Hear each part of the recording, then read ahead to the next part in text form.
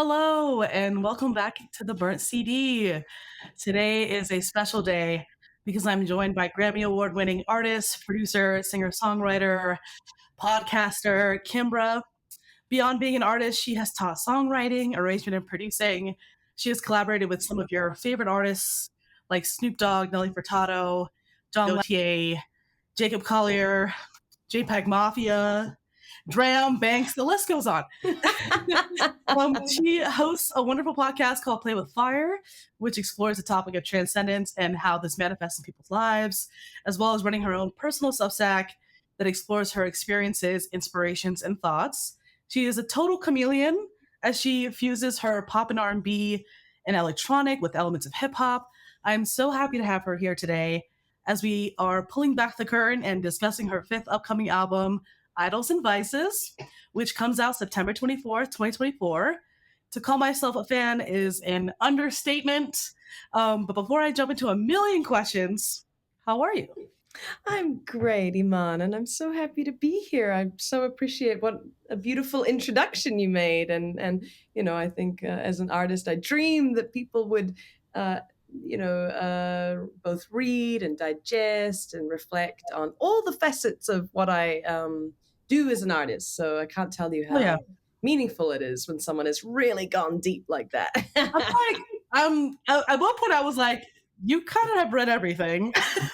Like, there's some things where I'm just kind of like, I don't know if everyone reads your Substack or like is subscribed to it, but when I saw that you revealed that, I was very much like, oh my God, this woman's an enigma. Mm. She's finally turning a book Well, already. Iman, our world is changing. I think I Yeah, appreciate that you see me as, unique in that way, but it is a yeah. collective movement. People are not satisfied anymore with short form media content that is I built to agree. be bite sized, shock value, and honestly make us dumber. So I think, I feel that. the move to Substack, the move to long form media opinion pieces is dangerous, of course. In politics, we have, Oh, for sure. it's dangerous, but it also holds great power when people use it to voice, the movements of their heart and their process and their value system. Yeah. It's back to books. It's back to long form. Yes. You need the commentary. Yeah, I and I think commentary girlies on the internet and people that like give me long form media. Yeah, I totally agree. There's been a shift of like everyone's attention span, obviously short because TikTok, Instagram, all these things, but it's so refreshing to see you build that. Let's jump into that for a second. What made you start the Substack? so. I spoke in Substack about a quite a profound show that I performed in June of last year at the Sydney Opera House. It was a big milestone in my career. Mm, Unfortunately, I'd burnt out.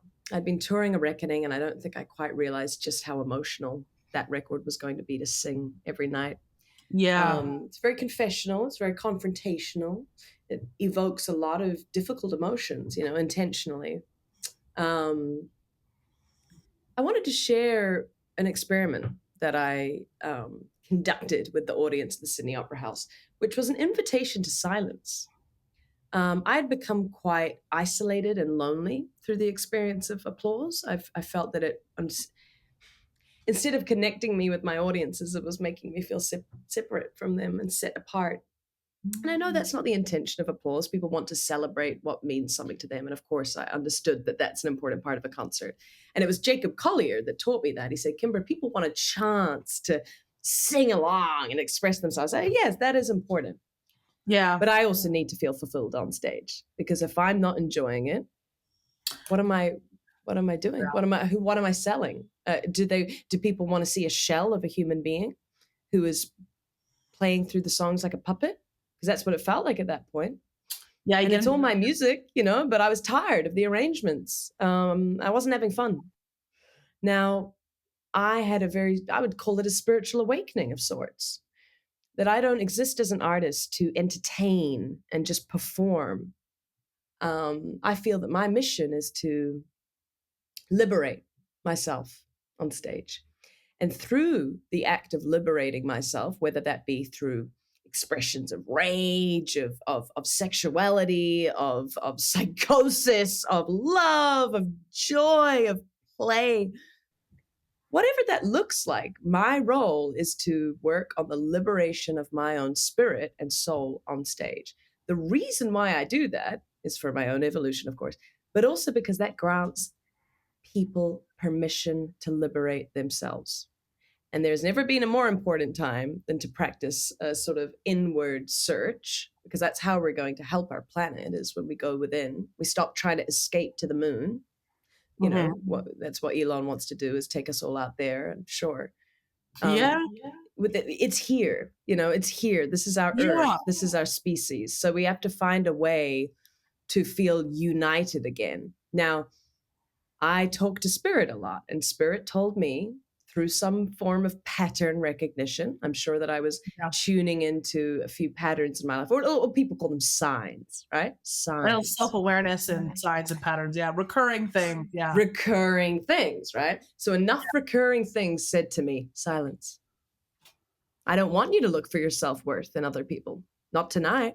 I want you to go up there and ask for what you need. And guess what? It was exactly what the crowd needed too. Because people don't have collective spaces to rest. Yeah, it took them a couple of rounds, and then they held silence for up to 6 breaths after every song with me at the Sydney Opera House until the encore. And I That's have never felt incredible. that. It is incredible. Yeah. And I've never felt that connected to an audience in my life. So what changed? Okay, so I'm not looking for worship from my crowds. I'm looking for connection with my crowds. Okay, so that changes everything. I want great influence. I want all the same things that everyone wants to succeed, but not at the price of that, right? So it's Yeah. kind of like aligned everything for me. It's like, and that's what I love about music. That's why I admire Prince and Kendrick Lamar and Bjork and Betty Davis and Jeff Buckley. These are people that were committed to freeing Amy Winehouse, to freeing Yeah. themselves on stage. They were going to be authentically what they needed to be in that moment. And if they weren't happy with it, then they were going to change it till they were. It's like that it's a punk mentality. And it seems selfish because it's like, I'm going to do whatever I want to do, but it's not. Because if you don't believe in the work you're doing, how are you going to Mm. ask someone else to believe in it? That is such a fun little spiral in the sense that, like, you're like seeking community, you're seeking something beyond just like, oh, I like your music, but like the connection and everything that comes along with it. That must be such a full circle moment for you. Um, and then to create another third space on Substack as well, where you can be Right. Well, I vulnerable, knew that. press the curtain, and Yes. yeah, Iman, how could I explain to people the weight of this through one Instagram post? right, I want to talk yeah, I want to explain, I want to show the photographs, I want to show people the voiceover. All right. So I'm looking for ways to share myself, in deeper formats. And I think the yeah, world is craving that right now. The world is craving a chance to express themselves in ways that aren't going to be, I mean, this is what creates cancel culture.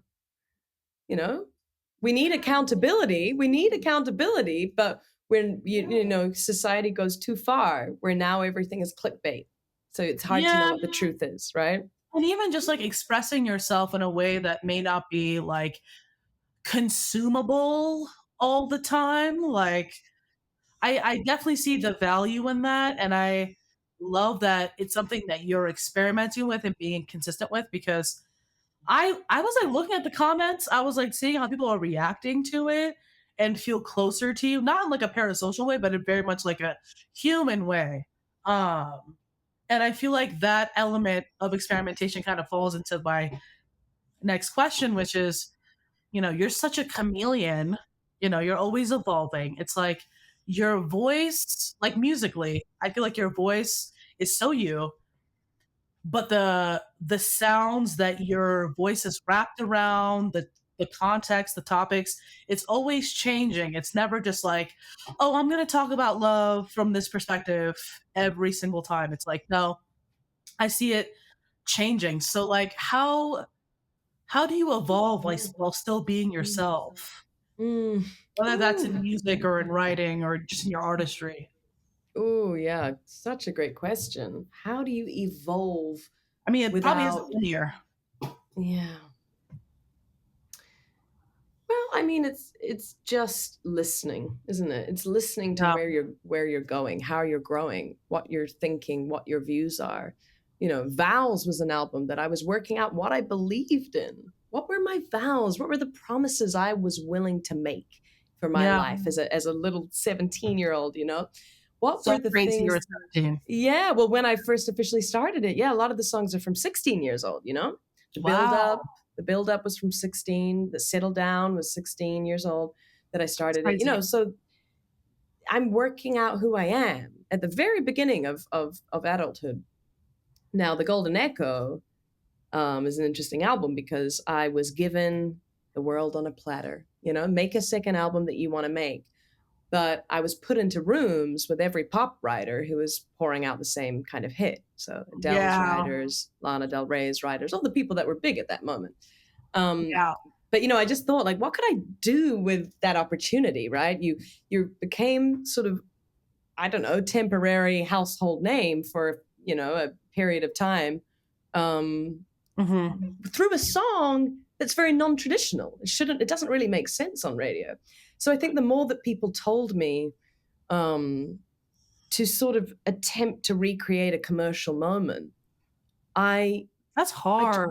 well, Big yeah, ask. because exactly, like, And how that's do so you repeat that? It's not stereotypical. possible. It's so Like, stereotypical of a label to be like, "Hey, do it again." I remember reading, like, a thing about Azealia Banks. They were like, "Hey, make another 212," and it's like, "Dude, no. It had its well, moment. it's It's not. like you have to." Yeah, it's not that they told me to do that. It's just that that's the Expectation. yeah, that's the sort of general narrative that to follow Mm. up a successful album, one should stay reasonably close to the previous one Mhm. because you know what I mean. And it's Yeah.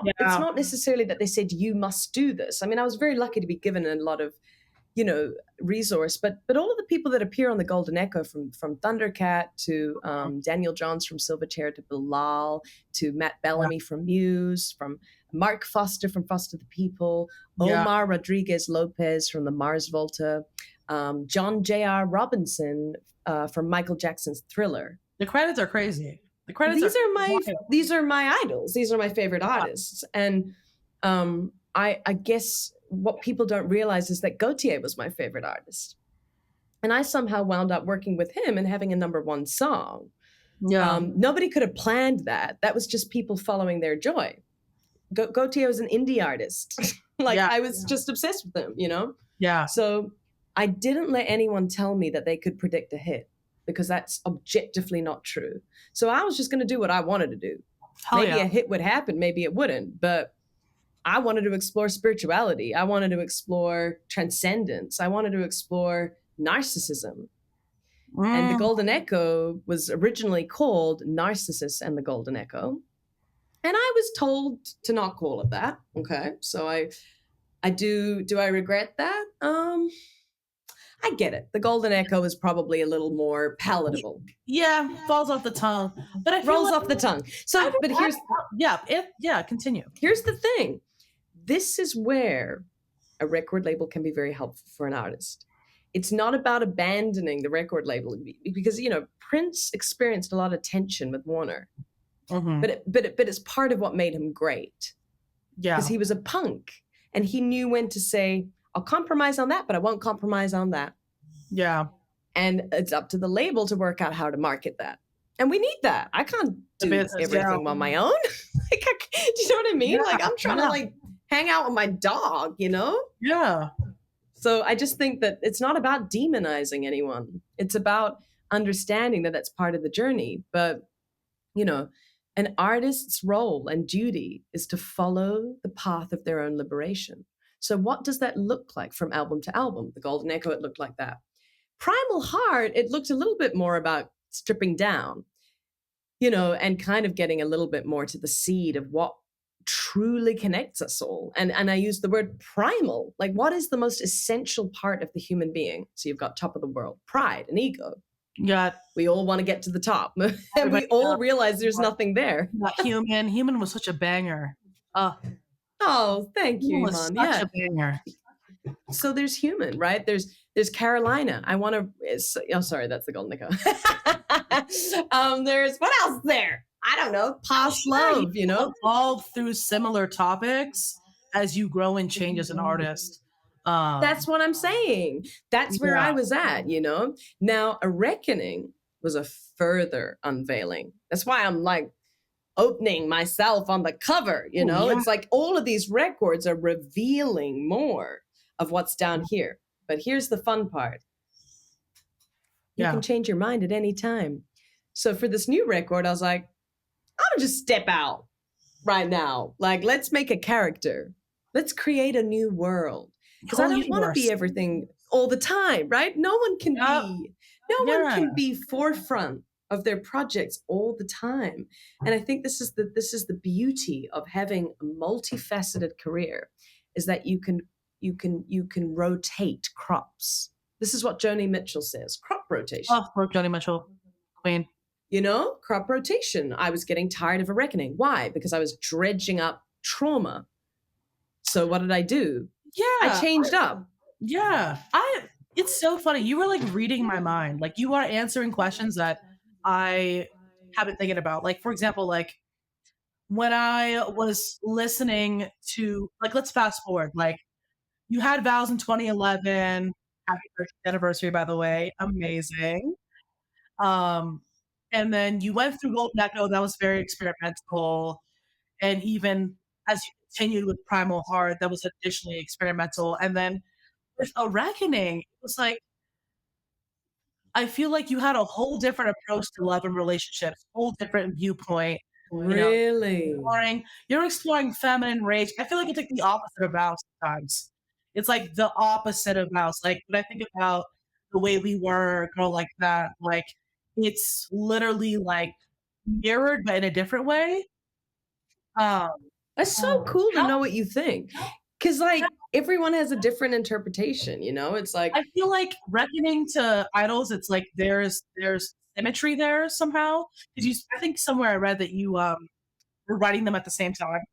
They were like exactly the single same records. time. I've literally been making these records side by Yeah. side the So whole like time. as you look at vows and as you look at a reckoning, um, do you feel like your approach, your rawness to how you perceive love has changed in your songwriting? At least not this have to be personal, but yeah. Like how you write or approach love writing, the topic of Yeah. love. Yeah. Well, Hebrew has 5 words for love, doesn't it? We have Oh, I know one. that. Yeah. We have one, to express all these different facets of love that present themselves in our life. And yeah, of course it's evolved, what I understood about love. And, I write a lot about idealism, I think, escapism and idealism. And a lot of my early music was about escapism, forming worlds out there. And, Mhm. the Christ talks about the kingdom of heaven being within, actually. But we, Mm. we skip over that. We don't really, that scripture is a little bit too abstract for a lot of people, right? Yeah. But of course, it's just exactly the same as New Age thinking, right? Like where Yeah. we do have spirit within us, and Mm. that spirit is the world that I've been more interested in as of late. Yeah. But with idols and right, so going within, the world's within. Yeah. But idols and vices is like this is the this this is the world that we're living in right now. We are consumers of a constant stream of stimulus. We have lost Absolutely. we have lost the ability to measure and restrain our attention. We have become addicted collectively. Not everyone, but we have collectively become not only addicted but reliant. Absolutely. Yeah. Reliant, yeah. So, and everything comes with balance. There's nothing wrong with spending time on your phone, playing games, I'm talking about a deeper, Would you say it's like I mean I read somewhere that it's someone I think it was Clash magazine that was like digital emphera, like digital distraction, celebrity worship, um, concepts of like toxic how we like toxic view things at times. Like with the online, with technology, our relationship with technology, but it's so many things beyond that, but it's in this world that you created, with so many amazing collaborations, by the way. Um, Well, Iman, we're in deep search for ourselves, but in a culture that is always looking outward and pointing at the Kardashians for a beauty standard, pointing at yeah, reality TV and calling it reality TV. yeah, We, this is what Stuff I Don't Need is about, the minimalism of it all. Yeah, like I don't actually need any of this to be happy. In fact, it's actually making things worse. And I do think that I want to be a god, and I do think that I want to keep my youth forever. I do have a very strong pull toward that. And it's kind of fun to play there, like sex, drugs, rock and roll. Like there's a reason why it's so damn popular, Yeah, But we have made gods out of these things online to the point where we're more suffering. philosophical way of viewing it. Well, I don't know. It's just an idea. It's not necessarily right. I mean, it's the thing about art. It's not supposed to be right. It's it's like an exploration of a thought experiment. Yeah, no, I find that so cool. And honestly, I would love to talk to you about the production of Idols and Vices, because Yeah. bro, this shit knocks. Like you induce the head knock, the crip Hell walk. yeah. Like literally, like I was listening to Space Jam earlier. I was in the shower. I was like, 200 on the table. Buddy, I literally was like, oh my God, I'm literally about to slip in the shower. Why did I start? Like that's what I made it for. You see, Like, you are liberating yourself through the beat. You are embodied in the beat. Like that's why I have to be embodied. People are like, why do you use your hands? Why do you like? What makes you da da da? What makes you want to write a song? I'm like rhythm. Yeah. Think of rhythm. You are Rhythm. It's like we are rhythm. We are rhythm. It's how we move through the world. Is we are syncopating. We are moving around bystanders in the street. the We are vibration. talking. Oh, We are vibrating. We are rhythm. So that's how I perceive the world. It's how I understand the world. So it's how I get into music, as I become embodied in the rhythm, so that you, when you are moving, yes. are also having the same experience as I am, because you and I are connected. You're connected through my music. No, it's incredible, because I'm like, it's such a great. I feel like this is what you've been trying to make, which makes me sound so parasocial as I say that out loud. But I've seen clips of you like experimenting even further with stuff that's recorded live, doing like the chaos vocal warping, like literally adding so many additional elements that I've seen some people say like, "Oh, too much reverb, too much this, la la." I'm like, "No, take it there, honey." Like, I want to hear the tremolo of like where this shit is knocking for you. How did you create this sound? I know you had some co-producers, but I'm like this buttery '90s R&B to like experimental hip hop fusion is so interesting. Yeah, it was mainly Taylor Graves. He's one of my best friends. He played in my band for years. He works a lot with Thundercat and Flying Lotus, and he's a film composer. And yeah, so Girl, that makes me scream, because literally when I was listening to this record, I was like, God, it reminds me of the Reset EP by Flying Lotus. Yes. Yeah, I mean, look, I came up around those guys in LA. That was my world, like I learned from those guys directly. It's like Crazy. I've been in the studio watching Lotus. I've had Thunder right there making up lines on the fly. I'm watching, I'm taking it all in. These are my men. These are the people. We are nothing without our influences. Your community. Yeah. I look at the people I think that are doing something that is on this level that I'm talking about, the level of liberation. They're not just conforming the same old bullshit, making money. Like, it's fine. It's fine to do that. I don't have any problem with that. But I Feel my personally, let's elevate.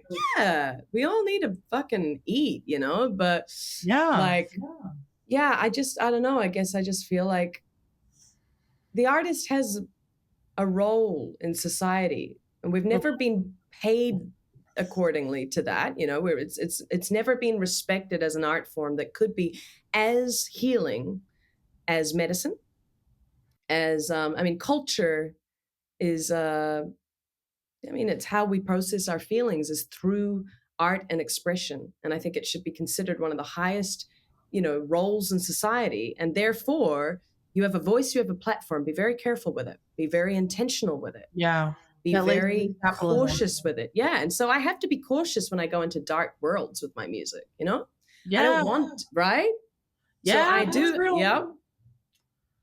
It's like how you're presenting it as well. It's like I could feel all these, I can write all these things, but it's also like what you leave behind and like Yep, how you want exactly. to like, leave it with people. Yeah, exactly. And how do women approach this with sexuality? You know, we're demonized if we take on any kind of sexual energy in a music video, but when we take that, you know, there's also a lot of power to a woman reclaiming her body and her strength without a male gaze, right? Without kind of feeling like you have to play into a certain kind of sexuality.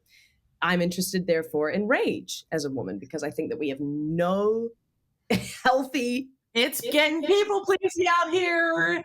There's no boundaries out here. Yeah, and so we Yeah, just get no, I blessed see with that story on stereotypes. The Reckoning a lot with God and replay. Like, I totally see those elements there. Was that fun to do? To explore that? Say it one more time. Was it fun to explore? I mean, feminine rage. You know what I mean? Like, actually let yourself like react and be angry and like reveal that side of yourself that maybe people don't hear from you because you have a super melodic, beautiful fucking voice. But like to hear that like that razor cut through instrumental, you're saying things that are, you know, very matter of fact how you feel. That like liberating, you know? Anger is just sadness with nowhere to go. You know, so Yeah. it's yeah, so it's rage, but it's actually grief. You know, underneath all the Wow. anger, yeah, it's loss. It's loss. So I wasn't really bringing rage. I was exploring anger, and therefore Spectrum of it. rage. Yeah, but but it's in service of letting go of sadness, of old wounds, and of moving through it. You've got to heal it to feel it. Sorry, you got to feel it to heal it, and you got to heal it to Yeah. feel it, and you got to feel it to heal it. Yeah. No, that's real. I feel like you return to love in a very empowered way with every It always returns to love. yeah, it always returns to get out of anger, you must return to love. I Yeah, had you another see, New York it's not all musician. that different. You know, you asked me, how do you write about love now? You say, how Yeah. do you write about love and vows? How do you write about love now? Do you see that it's all love? It's all love, but it's just different. You know, it's different. Angles. Yeah, it's different lenses on it. It's growing and understanding that love is truthfully the most supernatural thing that exists in our universe. I mean, we it's, you know, it defies all sort of logic, except that of course drives us toward procreation. And but it is absolutely psychedelic that we can love one another, you know, and there's not there's always a surplus. There's always enough love to that's right. It's generative. Exactly. give. Yeah. That's a beautiful way to say It it. gives So me up, passes forward. But yeah, we can't we sorry. can't have love. We can't have love if we're not vulnerable. So a reckoning was Isn't that- finding, yeah. yeah, a reckoning was about finding vulnerability, and I realized I couldn't get there without moving through the other stuff. But you do it in such a catchy, fun way. Right, and that's part of it because You know? that's sexuality, and that's playfulness. That's playfulness because when you let go of the sadness, what's left? Joy.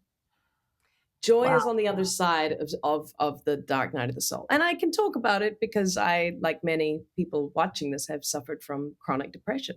So I know, what Yeah. it's like to not think you're coming out, but you Yeah. do. You Yeah. do. Getting out of the hole is hard, you know?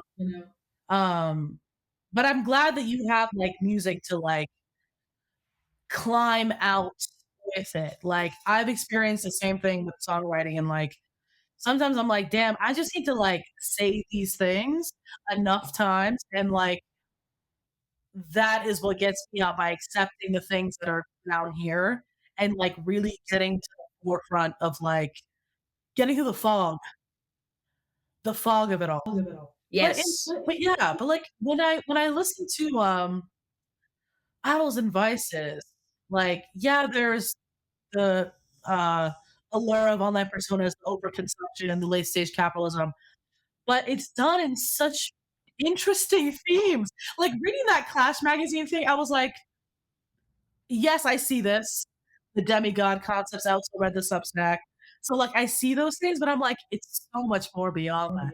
'Cause it's all Oh, like I love that you see that. Yeah, because but so this is what beyond that. I'm Like, that is, like, 2 sentences that it makes it no longer fun. I'm like, I "No." love that. I mean, because listen, this is why I don't feel the need to over explain this album, because and that's why it's hidden behind cartoons and it's this other world that doesn't need because you are in the abyss too. And so you will interpret idols and vices through the lens of your idols and your vices. I mean, Yeah. back to you, lead me away again. Everybody thinks I'm mistaking you for somebody else. Turn the lights off. I'm seeing double. There's me on the internet, and then there's me in real life. I'm up so high and I'm falling for this beautiful lie.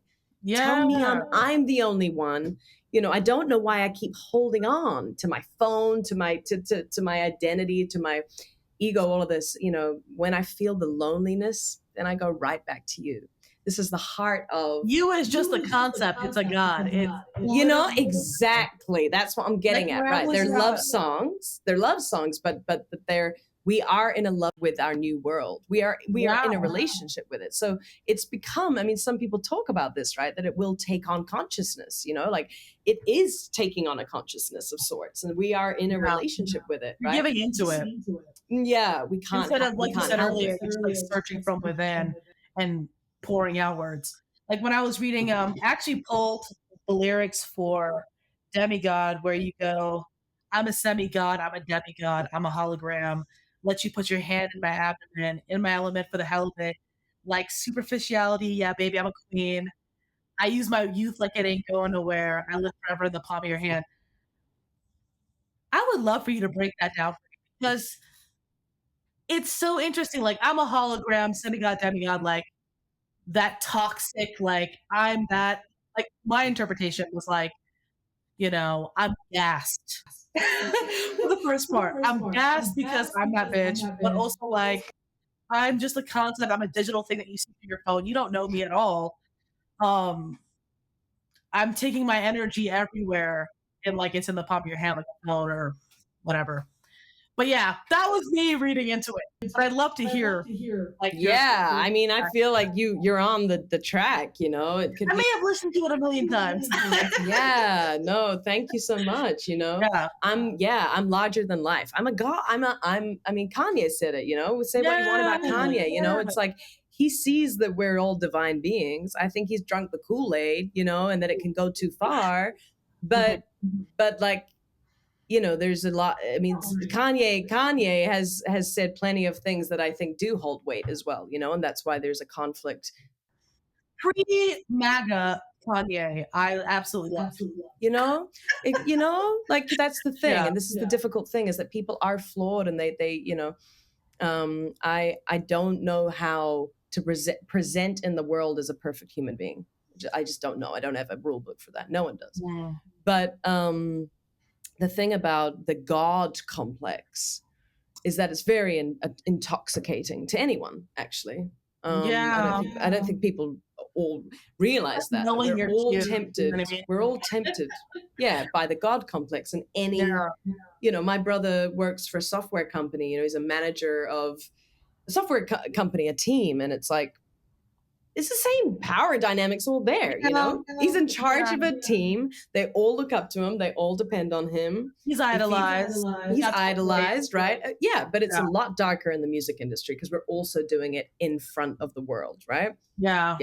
Yeah. So that Totally. creates this industry of just people not being able to maintain the God complex, right? So I'm a semi-God, I'm a demigod. Yeah, I'm a hologram. I'm thinking about the future, man. I ain't even gonna exist in the future. It's gonna be, it's just gonna be, we've done it before, we'll do it again. We'll bring people back to life through AI, all of that. Yeah. But let you put your hand in my abdomen. I promise you I'm real. Touch Damn. me. Yeah. Touch me, I'm real. It's all real. My butt job. So, right? So, and that's fine. I don't have a butt job, by the way. So, I'm a I'm a hologram that you put your hand in my abdomen. I'm in my element for the hell of it. Like, Yeah.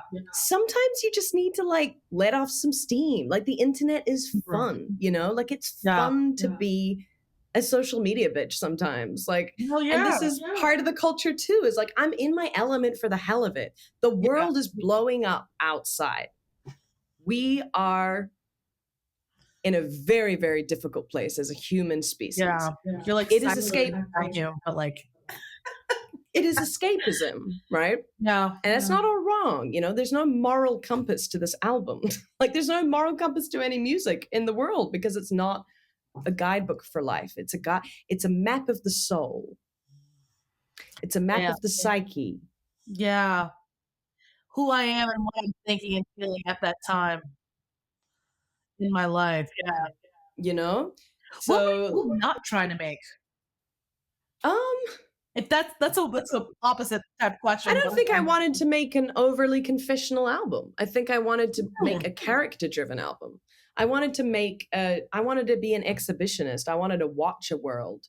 I didn't want to necessarily be at the heart of it. That's why the record's not about me. It's about all my it's about the collaborators. Yeah, it's about the it's about friendship. It's about coming together and being like, let's make stuff up and let's also talk to our culture that we're both struggling in. Like, every artist on that album also has to maintain a certain degree of public life and private life. And actually everyone is doing that. Like, this is a new phenomenon. Everyone now has a private life and a public life, unless they choose to like that. Like someone in a sentence that way, so simply. I love all the collaborations on this record. I mean, yeah. like when I heard Keen for the first time, I was like, okay, Dram doesn't sound like that usually. Yeah, I know, right?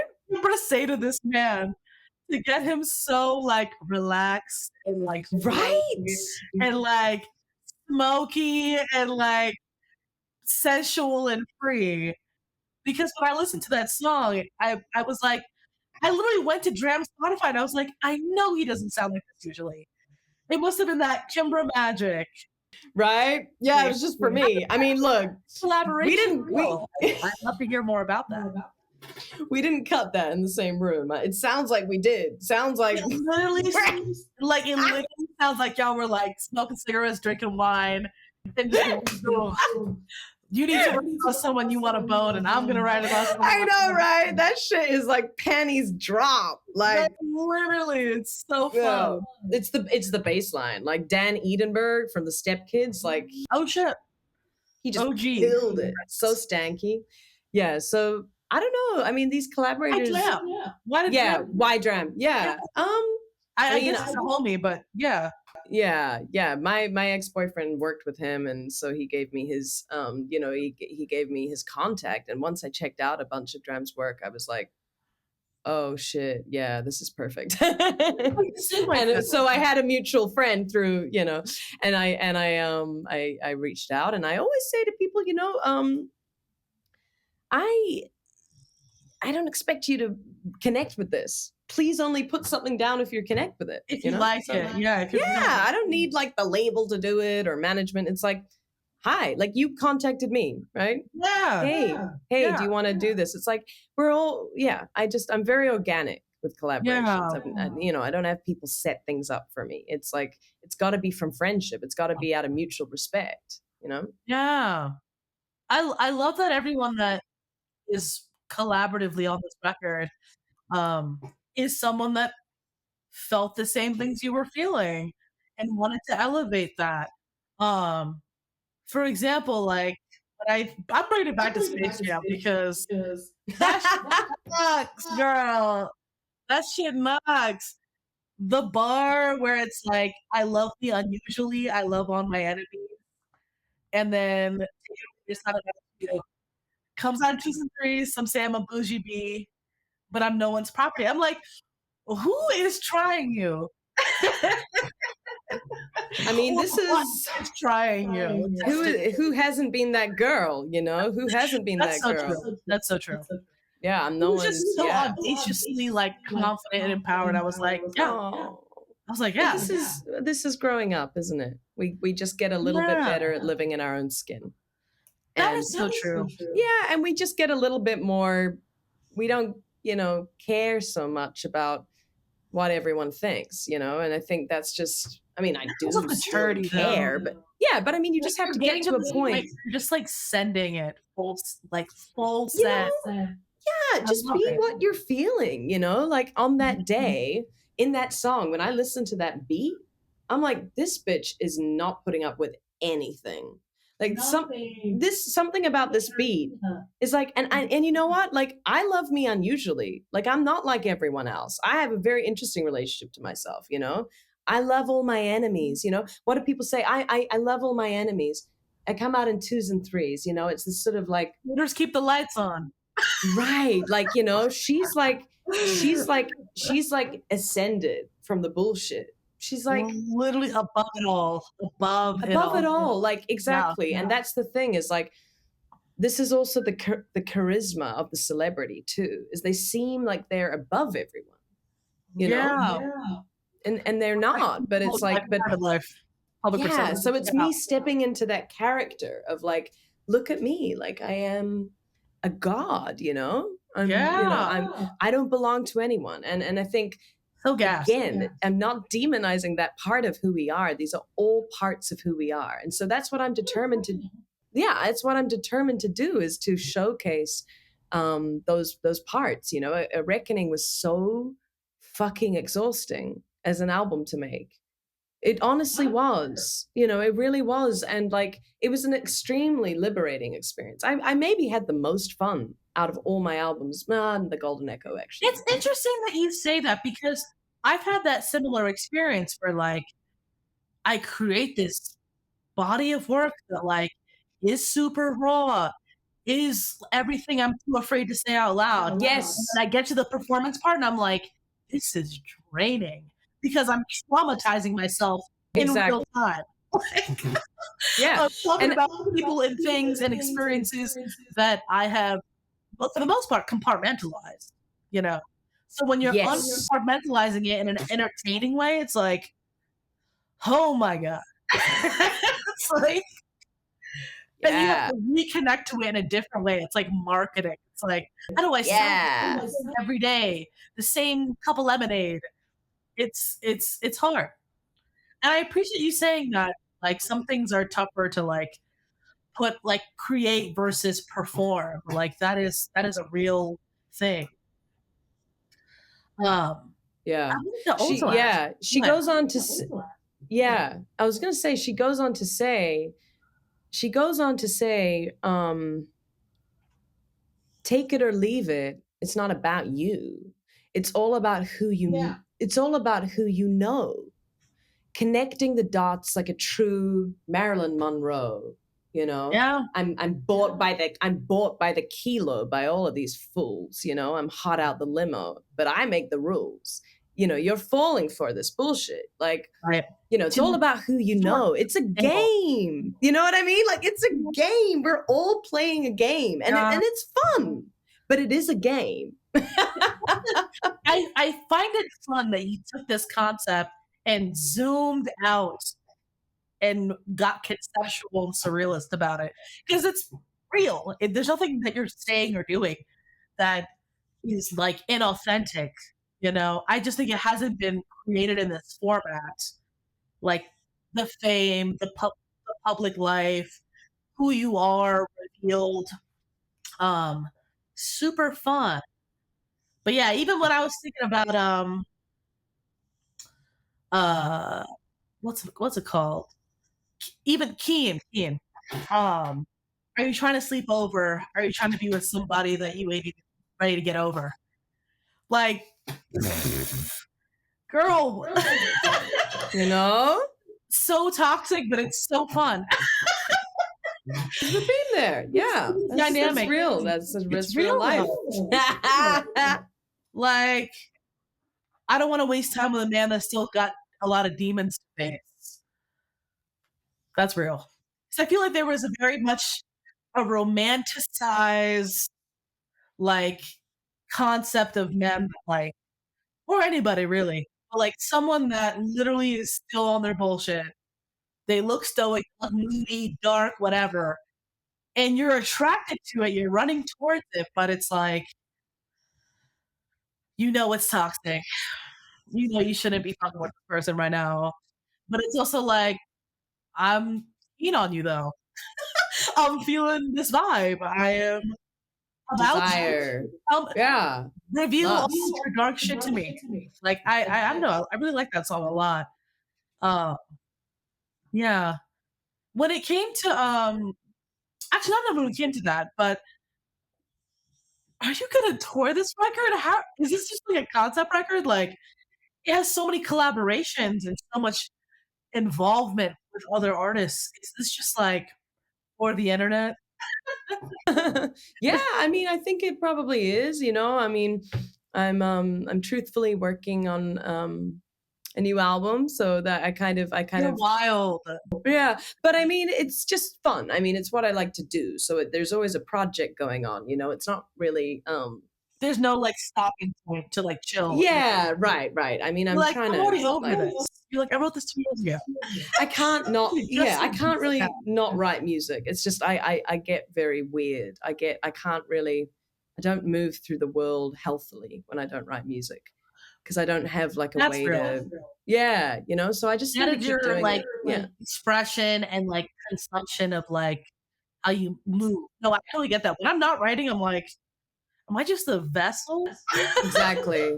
Yeah. And that's also the time that you spend that's also when you yeah.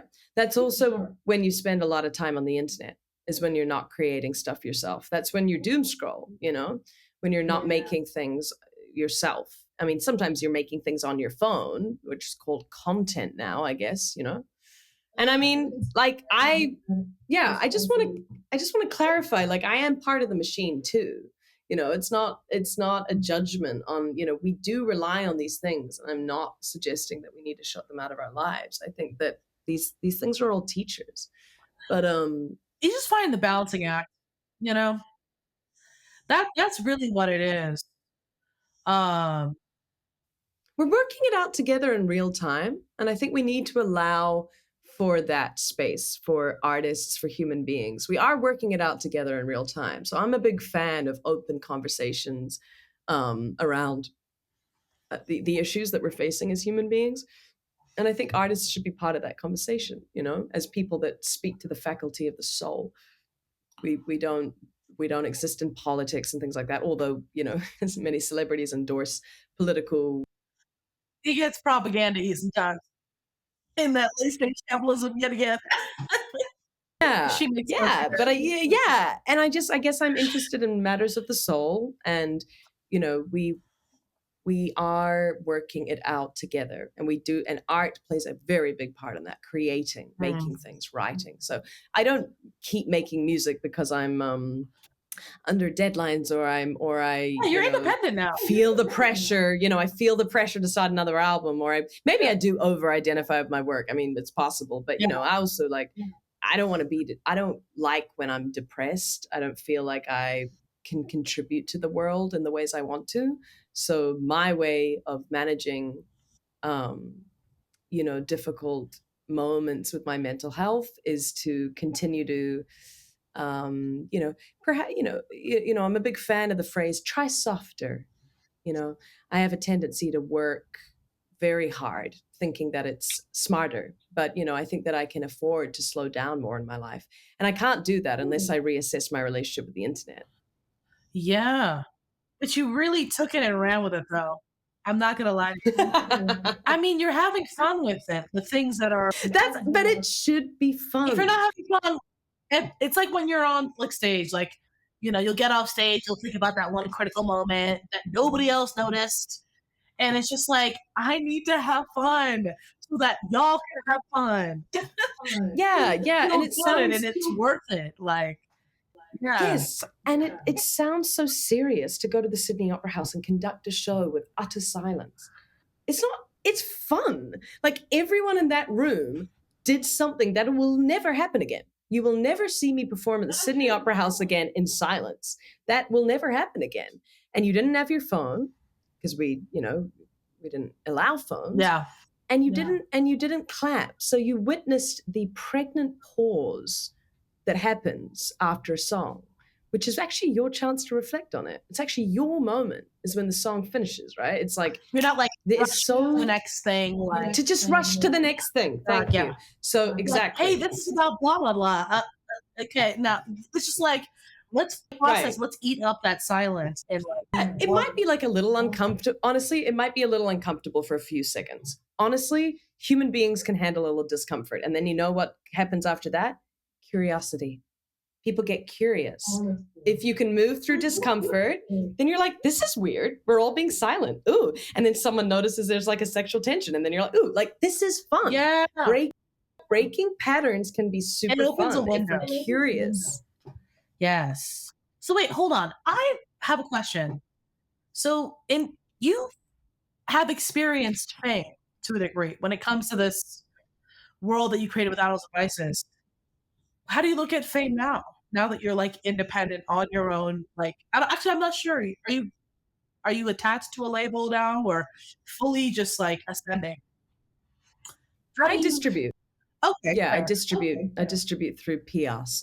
Okay, period. How do you? But like being previously a part of the industry machine, you're writing, you're touring, you have a press person, booking, management, distribution. You're doing covers, you're traveling, you're touring. How do you feel about fame now? Now that you're independent, like reality versus on paper, like do you and because you kind of lean into it with this record, but like, yeah, how do you feel about it now?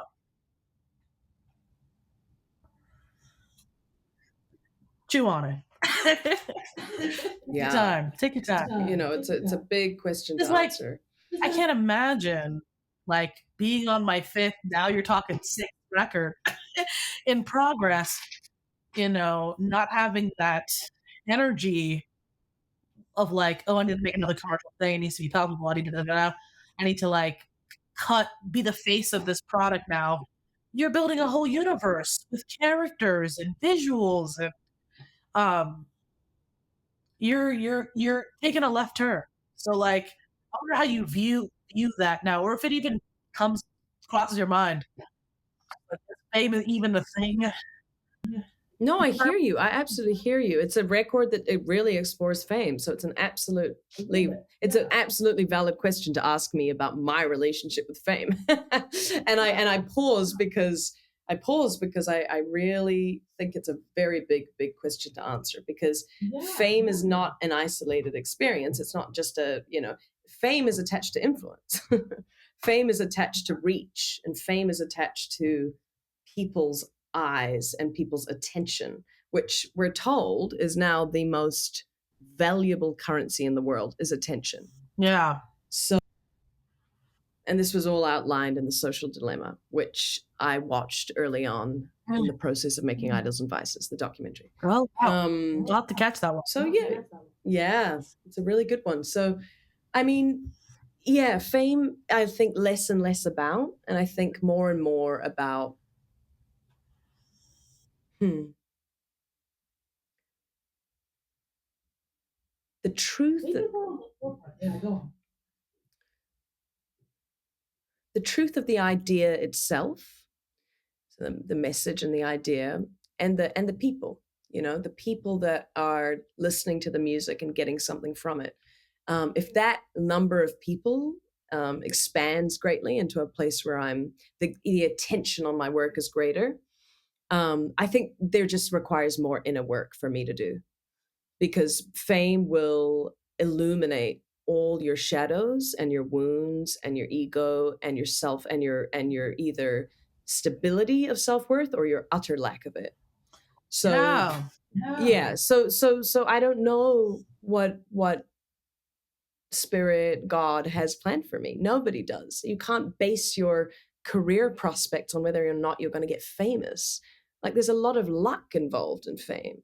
Being at the right place at the right time, speaking to a collective consciousness. Like, fame is not something you can control. What you can control is the quality of your work and the intention behind your work.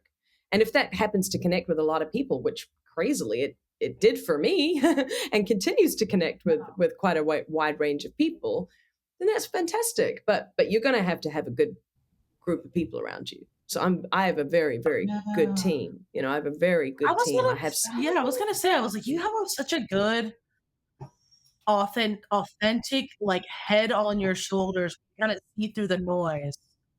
Because you're right, like it does affect your work if you're thinking about, oh, how is this gonna make me famous? How is this gonna make me money? How's it a lot like it your work suffers fully. Um, but that's such a very nuanced way of looking at it. Um, Yeah, it's hard earned. It's not overnight. it's not over. That It took comes from 10 years to be an overnight success. right, Maybe exactly. And longer. that's from making mistakes. That's Yeah. from having difficult, experiences in the past, that you just get really serious about the Yeah. people you need around you. Yeah. But I talk about team, but what I really want to say is tribe, because my Yeah. tribe is made up of a lot of women, my best Amazing. friends, and I have a lot of very, very close relationships with my band and with my collaborators. They are mentors to me. I speak regularly with these It's people, and grounding. and offer my friendship to them, because I know how lonely this industry is. So the more famous you get, the more you better be going in and making sure that you're keeping straight, because that temptation to drink the Kool-Aid is going to be around the corner every day. So do I want to be famous? Well, I guess no, I don't want that. No. Is it a byproduct of being able to reach a lot of people and potentially Mhm. make a really positive impact in the world? Yes. So I will leave that. I will leave that up to the gods or whatever is out there. Yeah. That's how I look at it, Iman. I love that. I love that so much. That ain't for me to decide. I just turn up and I do my work. I was wondering, like, I have a couple questions about who, not like maybe is in your tribe, but if there's any like female producers or like women you look up to in your own industry. Is there anyone that you're like, ugh, this is the idol? Not in a worship way, but like, like this is the ultra like beam. Like I like what they're making, I like who they are as a person. Like I like what they're Yeah, right. I love that you said that, because I think I admire that more and more now, character. Yeah. Yeah, there's a Yeah. lot of like flaky people in the music industry. Like, there's the industry, and then there's just like a lot of flaky artists too, like, and I don't really like, when I'm like in a circle with someone, like I really value that and I take it very seriously. And I think my idols are the people that are authentic from start to finish. You know what I mean? Like, it's like from the inception of the work right up to the decisions they make. And they're not perfect, but I don't believe in perfection. And that's why I don't believe in canceling people. I believe in holding people accountable. And Accountability, but also redemption arc. Like, show me you're working on yourself. Show me you can change. Like, do the work. yeah, Like, exactly. yeah, But very few people do, Iman, because money is so important. So very few people will put themselves on the cross and say, I made a real mistake. And I'd like to publicly actually go through that with people. And this is what's called sort of an initiation, or a truth and reconciliation, which South Africa employed after apartheid. I will get up and actually admit to my wrongs and who I confess the things I did. And those who have been killed, those who have had families rather be killed, get up and do the same thing. If no one's read about the Truth and Reconciliation movement, it's just like, it's unbelievable. So it's like, I feel that there's great proof in our world that people can be very capable of working together, of changing. And artists need to, I think, and anyone with great influence should be leading the charge on that. So what I mean is that we have so many opportunities now for people to come forth, and for women, of course, that are in the media to come in and say, I'm going to change the beauty standard. And people are doing that. That's the wonderful thing about our time, is we finally have representation in media. It's not enough, but we're finally seeing more bodies that look like ours. And, so, okay, back to your question, my biggest influence as well. I mean, honestly, I do see someone like Kendrick as not only a sonic influence on me, because he's not afraid to take on lots of characters and embody different viewpoints that are controversial to some people, but they represent a lot of people's lives. Again, the artist speaks for the culture. You mentioned Bjork as someone that you... Well, Bjork has always marched to the beat of her own drum. She does what makes her happy. And she is she's an anomaly. She showed me that you don't have to sound like a pretty singer-songwriter that's just going to be safe and sweet and comfortable. And here's my song, and I hope you liked it. Goodbye. Like, that's fine. I like that, but it's not me. It's just not what I do. Surface level to do those. That's not who I am. Like, I'm a freak, and like we all have a freak in us. Like, and Bjork was just like, I'm gonna fly that flag and just be me. And I like industrial, fucked up, gnarly synths. And I also like crunchy musical theater. And I'm gonna write It's Oh So Quiet. And then I'm gonna do like a Timbaland record. Like, this woman, like, it taught me that there are no rules, So Amy Winehouse comes along and puts out a record with hip hop beats and jazz guitars and a jazzy voice, but she's swearing, she's like, she's smoking, and she's Billie Holiday, but she's not light jazz. And she's also not Billie Holiday either, because Billie wasn't allowed to express the way Amy Winehouse was. Billie was on she was controlled. But you can't control a gift like that. That's why no one could control Billie Holiday or Nina. Nina Simone. No one can shut up what is real. When you turn up and you are completely real and you tell the truth, like, I don't know. I mean, not everyone gets a platform, but it rises to the top. It rises to the top eventually. Maybe in 50 years, it rises to the top. Look at our respect now for Jeff Buckley and Elliott Smith. And these artists weren't massive artists. Yeah. I like these cues, because they're like, these people that you're pointing out have made really dark music that is somehow elevated and easy to like understand, and it's still like game changers. But I feel you on those selections. But those are some, right? Those I'm are sure some. So that sits on one end. Yeah, that sits on one end. And then we've got, Stevie Wonder, like, and Prince, and I can't think of two artists that embody more joy than Prince and Stevie. And Michael, Prince, Stevie, and Michael, to me, are sort of it's the Trinity, isn't it? In a way, in terms of sort of musical, like, just changing the game, like making it so, So, and then you have all the people that came from them. Andre 3000, when I first heard The Love Below, it changed everything for me, and then I met Janelle, and, Janelle changed my life, because, so these are people I look up to. These are people that march to the beat of their own drum, Curtis Mayfield, Bilal, I was taught that Bilal is one of the most effortless singers in the world. He's just like, he doesn't rush anything.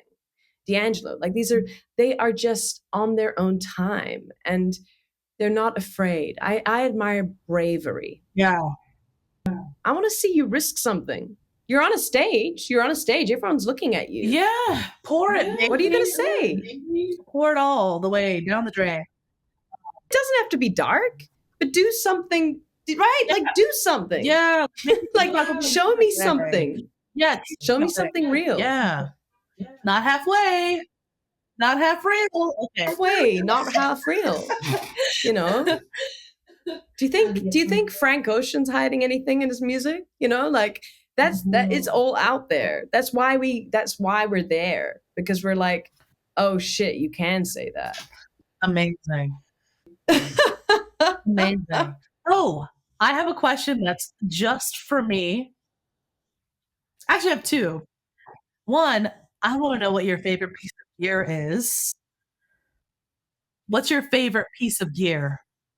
Oh yeah, of course. Yes. I want to know what you're playing with, because I know you have a lot of like processors and like. Yeah. I'll get it out for you. Just yes. Okay, so this is called the Korg Chaos Pad, and I use this to do live delays, and I drag my finger across this XY pad, which actually controls and changes the parameters of the different filter sweeps and reverbs and delays that I'm controlling. So it's an embodied experience. I am controlling the velocity through pressure. I'm controlling the length of delays, the intensity, the mix of the delays. That's this is so crazy. Live and improvised. It's all improvised. So every night is completely different. Done. Yeah, that's so cool. Yeah, so I like that, because you talked about, being able to show different sides of yourself. Well, the voice is an instrument, isn't it? Mm-hmm. So, sometimes I'm inspired to turn up with no gear, and that genuinely feels like the most liberating thing I could do. Yes. Other times, I want my spaceship, I mean. The rig. I want to, here's the thing, like, sometimes it's okay to hide, like you don't have to be vulnerable all the time.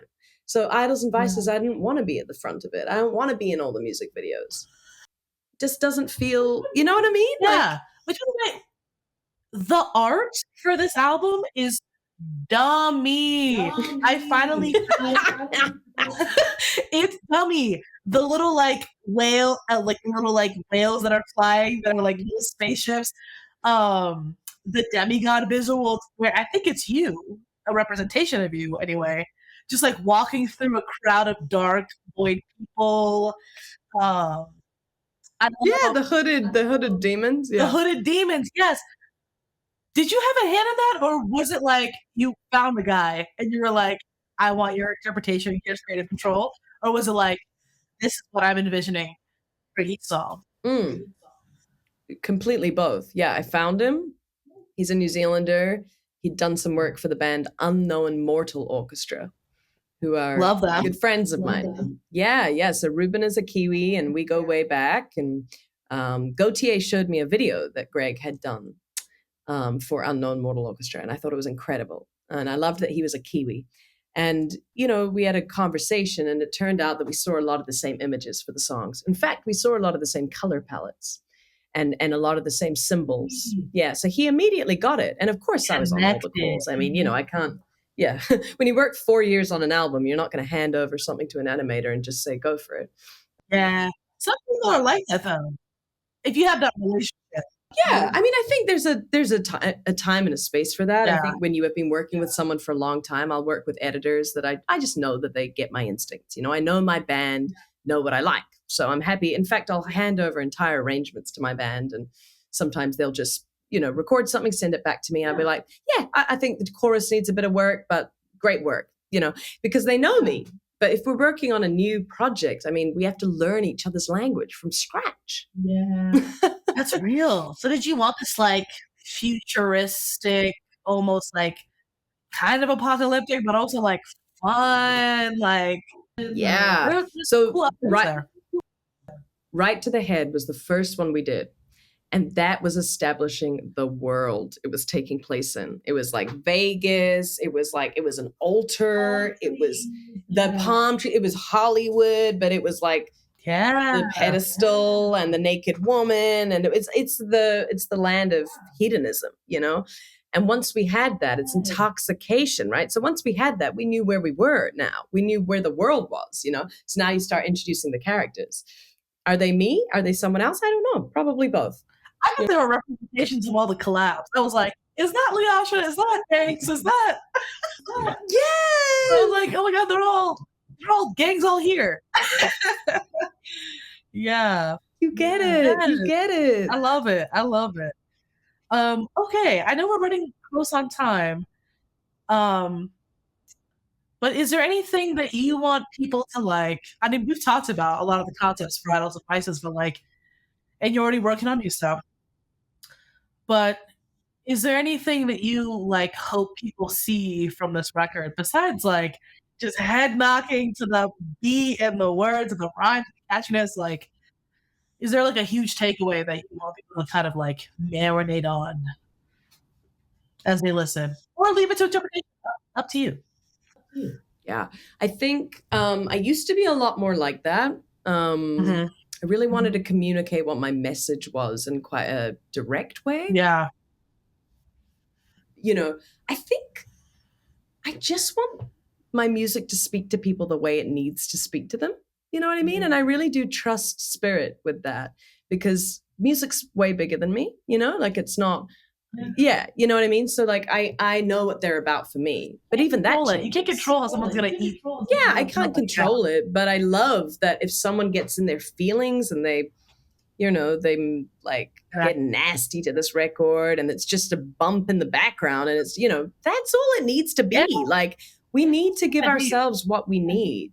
But for someone else, it's going to be something that's going to really make them reassess what the idols are in their life. And, you know, we have lost a lot of respect, you know, naturally for religious language, and that's important because a lot of religious language has been extremely detrimental. Mm. But the idea of idols is actually a very helpful lens with which to look through the world, and I do worry that we're already there, girl.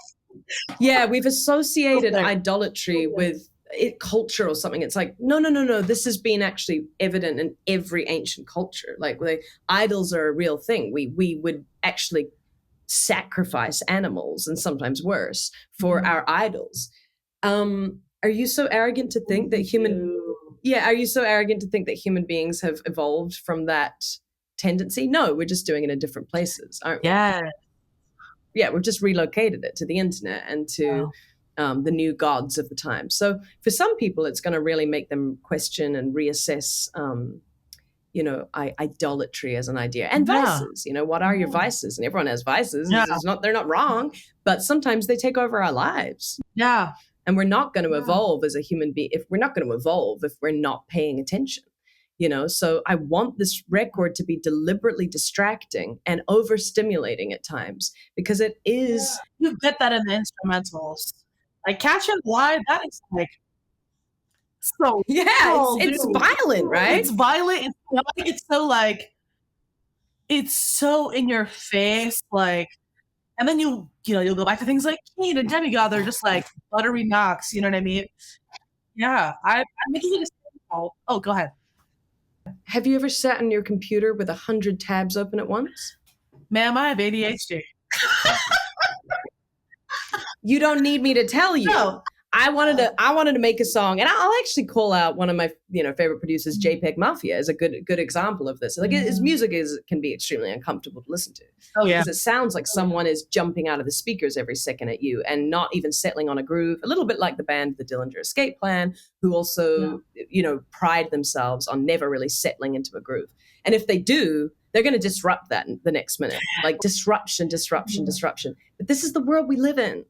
Like this is what we are always being disrupted, and like it's okay that's okay because maybe we're evolving to catch up. Like we are gonna have microchips one day where we're not going to have to communicate with. We will probably communicate through tones or small micro expressions. So we are speeding up, but not fast enough. Language changing, code switching, like it's all happening in real time.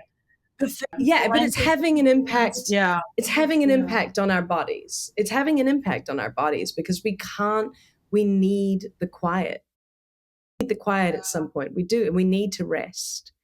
And we need to remember who we are. Amazing. And if we're caught in the hole of mirrors, we won't get to remember who we are. And I think that for some people, it's going to speak to them on that level. And you're a good example, Iman. I didn't even tell you what it's about, but that's what you've come up with. Oh yeah. And it aligns very well with what I wrote it about. I mean, yeah, this has been such a fun album to explore because it does make you think. You're saying a lot of not like metaphors, but like double meanings a lot of the time in a very like cool way. Um, I wanted to ask you because I was deep in the Reddit threads. There's a Kimbra Reddit, okay? I was like, what do the fans want to know? And you know what the most recurring question that I found? And it's a recurring question that I've had, but I was like, I can't make her talk about this. But I was like, when are you putting out Wandering Limbs? You can't just leave it on YouTube. Some of us are waiting. But I was like, you're so past that now. Like I can imagine you just being like, girl, it ain't never coming out. Why? I almost would wonder, like, you're so good at ballads and like emotional writing. Like I was just like, wow, what would Withdrawal Wandering Limbs look like in like your current universe? Right. That's Yeah. yeah. Being like, put out this old song, But yeah, I mean, people are wondering. Unfortunately, yeah, and well, unfortunately, I don't think people understand that I don't actually call the shots on stuff like that. Like I signed a very well, I signed a very very I signed what's called a 360 record deal. So artists don't own their masters when they so it's not up to me. That's something that has to be gone. There's a lot of red tape to be able to put out songs that were because it was an Australian New Zealand edition of the album, and that goes through a whole different process. Well, right? This is the really sad. It's only in Australia. Exactly. It has not been released in the United States, right? But watch this space. Yes. Yeah, of course, that's something I'm working on, and I think part of reclaiming it makes my heart a little bit that it's fully over there because people have romanticized it. And like, if you look up the Wandering Limbs video and look at the comments, people will be like, 10 years later, still here. And I'm like, it's really cute. It's really cute. Well, thank you. Wandering Limbs was the first song that I fully produced myself for Vows. It was a song I made on piano, and it features one of my all-time favorite singers in the world, Sam Lawrence. So it really does pain me when things like this happen in the music industry, where artists aren't they don't own their music. So I own publishing parts of it, but I'm talking about just the way these deals are set up. Predatory. And not all of them, but it just is it is complicated. So it's just, unfortunately, it's not easy, but it's something I'm working on. And I actually have a lot of plans even for this year to be putting out versions of songs that people are very connected with, and doing official releases. So I'm really excited for that, because I think that that's one thing I have not delved into, is live albums and live releases. Amazing. I'm so looking forward to that. Is there going to be merch? I mean, we'll see. It's nothing right now, but if the Reddit thread is calling. The Reddit thread is threading right now for House and Vice's on vinyl, House and Vice's hoodies, House and Vice's hats. I'm like, send it, girl. Like, I am ready to throw that money. Let me work on that for you, okay? Let me work on You're like, can we not do capitalism right now? Right, exactly, right? Like, okay, you want another consumerist? Give me the merch. Give me the stuff. Give me the thing, the tangible thing. But anyways, I want to say thank you so much for hopping on this call and talking about it. I feel like you've given me such a reveal on like who you are. You're such an onion. Like I'm like, some of the things you said, I'm like, I need to like write notes. I need to come back to this and be like, you said some things about spirituality that piqued my interest. You said things about like concepts that I feel like would have taken me a lifetime. You just say so plainly and so simply. So thank you for being here and talking about your music and your art and all the things that are beyond the art you make. So thank you so much.